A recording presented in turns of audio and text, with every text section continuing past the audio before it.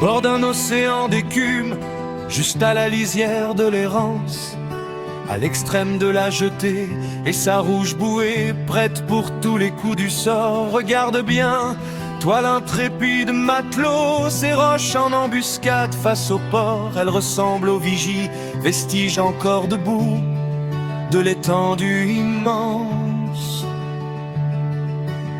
Au cœur des champs arides, du plus profond des temps anciens, la pierre des confins de la terre, résurgence sans fin, jaillit tel un volcan, mais sans un bruit et sans même une flamme, du puits des millénaires où se sont échouées tant d'innombrables âmes.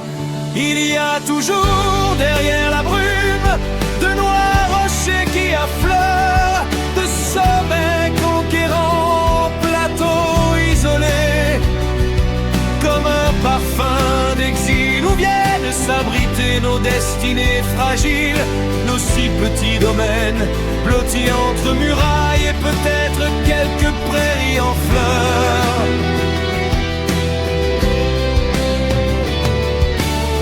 Les falaises incendiées au loin du cap Canaille, jusqu'aux aiguilles écumantes, au fort de Port-Coton, c'est l'immense océan où dansent des moutons, les ruines des châteaux cathares et les dentelles de Montmirail.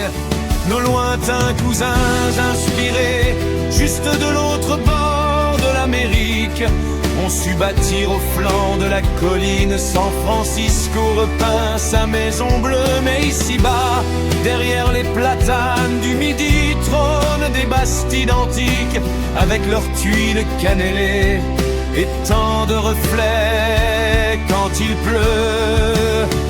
Il y a toujours derrière la brume de noirs rochers qui affleurent, de sommets conquérants, plateaux isolés, comme un parfum d'exil où viennent s'abriter nos destinées fragiles, nos si petits domaines blottis entre murailles et peut-être quelques prairies en fleurs.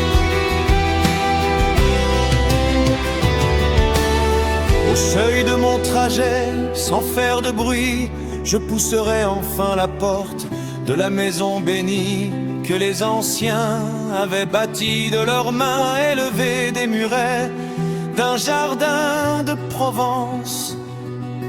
Et demain, peu importe, je retrouverai la forteresse et goûterai son ombre au bord du chemin.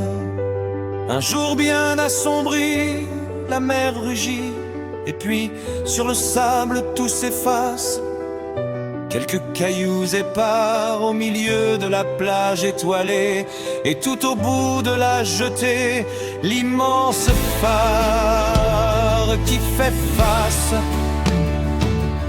à tous ces disparus vers quelque port où ils s'en sont allés.